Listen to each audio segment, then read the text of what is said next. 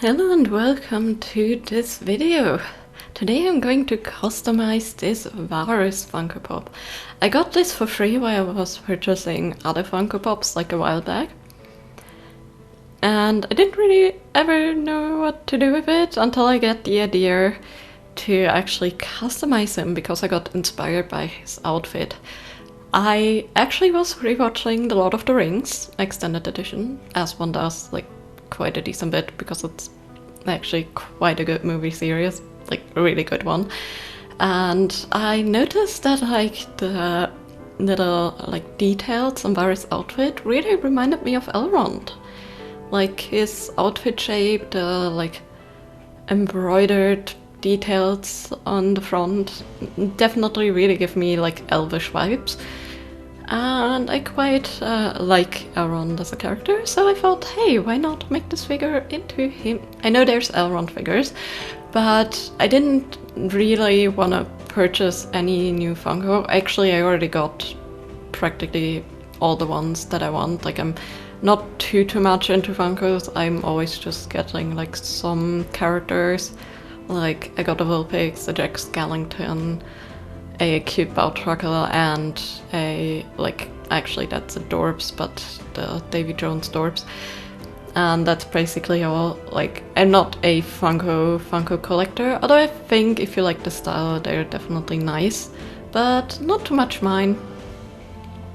Still, I didn't want to like throw this figure out or anything, and selling these here is like not easy because they're so cheap when you get them new.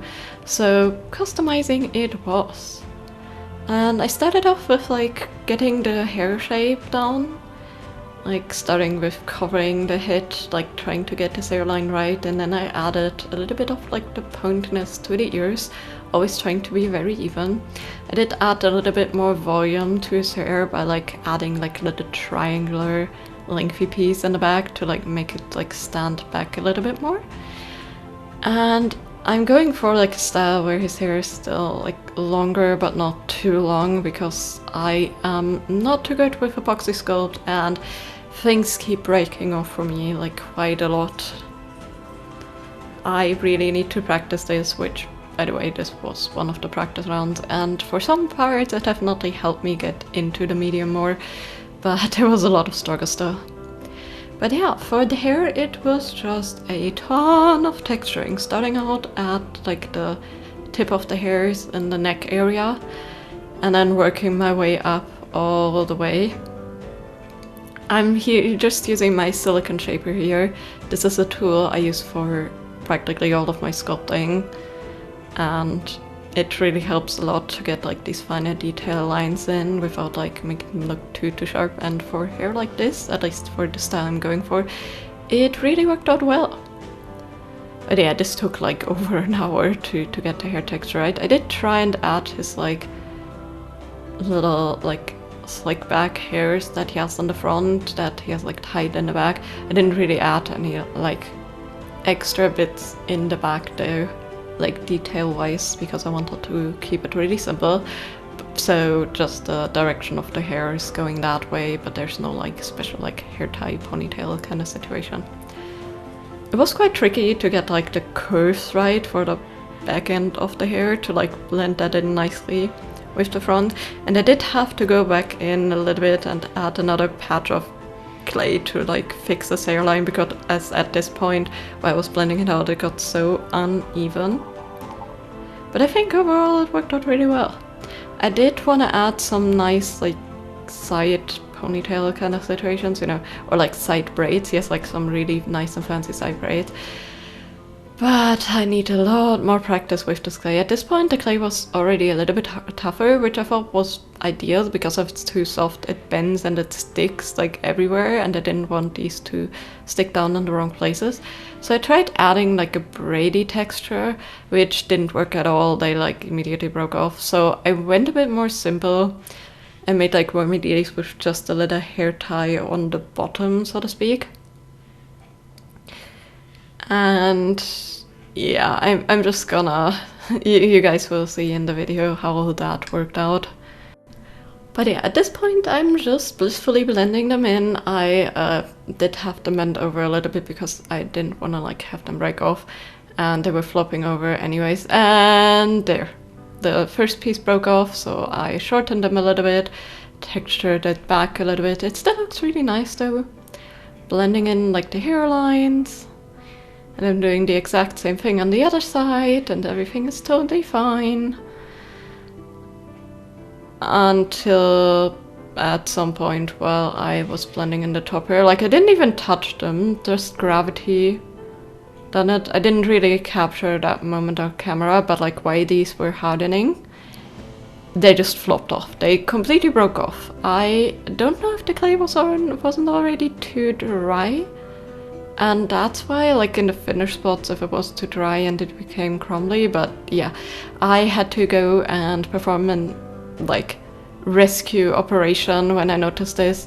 You can see the clay is super dry. I actually have to press like really hard with my stylus, but you can also see that the clay piece didn't really stick to the side, so that wasn't really helpful.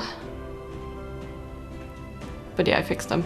Also, it's a bit out of order in this video because before I like added them, I also made a little hairpiece. I made this beforehand and then forgot to attach it, so I had to wait. But yeah, I basically like shaped a little like hairpiece and then detailed this. This was also like right after I made the first hairpieces, so the clay's also a bit tougher already, and it did break a little bit more, but I managed to blend it back together, which worked out quite nicely in the end. But while I was attaching it, like it was way too dry to work, so I did have to do a lot of fixing in the back. And I kept the like texturing simple, just using my needle tool. This is actually like a plotter tool, but it had some nice rounded and pokey areas that like really helped me get these like kind of details in. But yeah, you can see like the piece is cracking, falling off, like brits are breaking off just where I tried to press them in. Yeah, this clay was way too hardened. Also may have been because I kind of forgot to attach it at first and only noticed when I had to go back and fix the hair pieces. But yeah, basically I made it, it was already brittle then, and then I attached it like way later and it was way worse. So don't forget to add your detail pieces. But anyway, I think I managed to fix it. It definitely stuck in the end, so that's good. I used like a lot of water to soften it. But there was one last thing I needed to do, and that was carefully shaving off these like fabric pieces that I used to like tie their cloaks down, because like it didn't really fit with the vibes I was going for. So that's what I did. I just shaved them down really carefully with my blade and blended the front pieces in with a little nail file, and it worked surprisingly well. Like I didn't know how the plastic would react, but it actually reacted super well to this. And it definitely adds more to the elvish vibe because it like makes it look like a fancy like cloak over like a white gown with like all these embroidery details. And after I was done with all that, I went over the hair just a little bit because there was some like straggly bits, and then it was time for painting. I started off with a little bit of a lighter skin tone in multiple coats, and this skin tone is actually just Vallejo Model and Gaming Color mixed with some Mod Podge, just to give it a little bit more like stick to the surface. It definitely helps. Now, Funko pops have a smooth surface, so what I did before and what I didn't show was I actually sprayed 1 or 2 tiny coats of like matte sealant on it, just to like give it a little bit of like more stability and grip for the paint, and then like adding this little bit of Mod Podge to the paint, especially for the first like 2 layers, really helps the paint adhere more. It still can chip off, but it definitely needs significantly more force if you then also apply another round of sealant on top after you finish painting and you give it ample time to dry. So at least that worked out really nicely for me most of the times I customize. and that's what I went with here. After the skin tone was done, I went in with like a darker like reddish brown color for his hair, and then added some black as the base color for his little hair accessory. This is supposed to be silver, but like the silver paints are not that opaque, so certain base colors can help them like really pop out a little more, and black just really makes them look way more vibrant, especially with silver. So that's why I painted it black, and then I also added like the eyes some black. And the eyes I'm also gonna like make a little bit more fancy, so with a lot of patience, that is. But yeah, I would say it worked out nicely in the end. His coat I gave like a darker brown, like more of like a mahogany brown color, and I also like changed the shape a little bit with the paint because I wanted the middle section and parts that like look out of the sleeves that have like the embroidery details to be white, to look more like the white garments the elves wear. So I had to like kind of change the neckline a little bit to where I like sanded things off. But the paint really covered things up nicely and it worked super well. I did at this point, before I added the white, add a like light wash onto the hair just to give it a little bit more variation. Like this is gonna really make my sculpting pop. I did actually mess up in some parts and hit the skin tone a little bit, even though I was super careful. But if you have like very liquid paint, it is like super hard to not hit things. Also, this wash was literally just a really dark brown, almost black, with like a lot of water to dilute it down, and then thinly applied. And here you can see how much more vibrant the silver is. Like this silver is so nice on top of black. It's not the most like opaque silver. I know there's some really covering kind of metallic silvers that you can buy, but it worked out super nicely. Sadly, my camera file got corrupted while transferring it, so I don't have any more of the footage of how I painted the white, and I also added like a little bit of a different color to his boots and pants.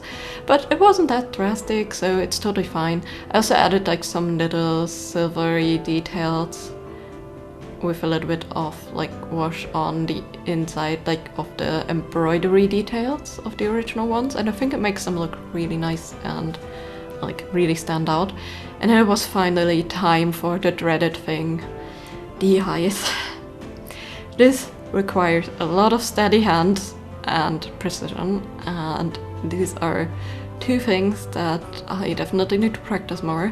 So the eyes took me ages. I did get inspired a lot by different pictures of Funko Pop and like eye customs that I saw online.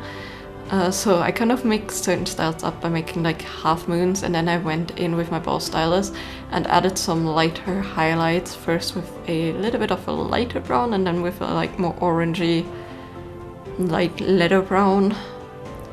And then it was time for the highlights, and at this point I was struggling so much to get them even, so I decided to make them a bit larger and go back in with some black paint to fix everything. This was a lot of back and forth, but I'm happy I did. It also adds like some small eye shines on the corner of the eyes. And once everything dried, which took ages because the eye shines, like when I make them with the ball stylus, to like get them really opaque, I use a lot more color to not have them patchy. But like after an hour of drying, I could finally go back in with some black. All my paints here are diluted, and I found it easier to work with like model paints in this case anyways, because like when you dilute them a little bit more to where they're easier to paint on, they're still pigmented enough to where you only need one coat. And that's what I did, and I went back in, fixed the half moon shapes, made the eye white, like the eye shine a little bit smaller, and that worked out super well. I did have to touch up the white a little bit, and I messed up on the first try too, so I went back in, let that dry, then went back in and fixed it before going back in. but at this point the eyes were done and I quite liked them. Now, overall this time, like me touching the face and stuff, it did darken a lot. I think like the paint like really rubbed off a little bit there. So I actually tried to use an acrylic marker because I knew that I could kind of wipe this off with a little bit of water if it wouldn't work. And like mixing up another layer of face paint would add some more structure basically, or like, you know, brush strokes, and I didn't want that. So I used the acrylic marker and then I went in with some matte like spray varnish, and then I added some eye shines, and after I was done, put the figure down and I missed the eyebrows. Hooray! So I went in with some colored pencils and I painted them in. The matte varnish, like the coat I added, definitely helped a lot. And I just like detailed them with like a sharp pencil. I did mess up the evenness a little bit, so I erased the right hand side. This worked actually really well. I did have to like fix the face color around there a little bit since it did stain it a tiny bit, but it wasn't too bad. And again, I used the same acrylic marker, and then I sealed everything, in this case with just a swoop of like some matte varnish that is like actually for like artwork stuff and not a spray varnish, because I didn't want to have to go over the eyes again to add more gloss, because they already had so much texture from like the thickness of the paint that I really didn't want to mess with them anymore. But it worked out actually really well. They do look a bit more soft than like the sharp edges that I got with the paint, but that is because my colored pencils are so soft. But overall, I'm super happy with the outcome. I love the texturing of the hair. I love that the wash added a lot of that, and I did actually like add a little bit of a wash to the coat too and to the pants, but again my camera didn't show it, but that gave it this like nice little hint of shading that it has, and I just love it. I think it looks so good. The white as a contrast color of the outfit with like the silver details looks so nice. And I think overall I managed to capture the essence of like it looking like Elrond or like an elf really well.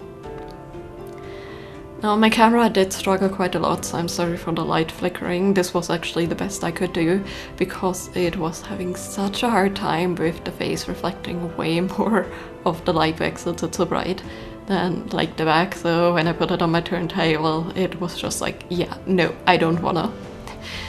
But I think I managed pretty well to like fix that. Also, the Funko really like is only there for display purposes on the shelf, because any slight bumping or movement toppled it over because his hair was so heavy. Because obviously epoxy sculpt, like when you add it, it adds a lot more weight, and the weight in the back made him topple forward, so when I placed him down I had to kind of lean him forward a side bit. To even manage, like while I was trying to film this bit, he fell over like 5 times. Until I finally got him sturdy enough to where it worked. This was such a struggle. Like, I can't believe I struggled more with like the final shots than I struggled with like working on the eyes. Kind of ironic. But yeah, overall I'm so super happy with him, and it was a lot of fun. And again, like, I like the idea of turning like a figure that you maybe don't want to display, especially if it's one that is like really easy to get and really hard to sell. Like, I love the idea of being able to turn that into someone you like.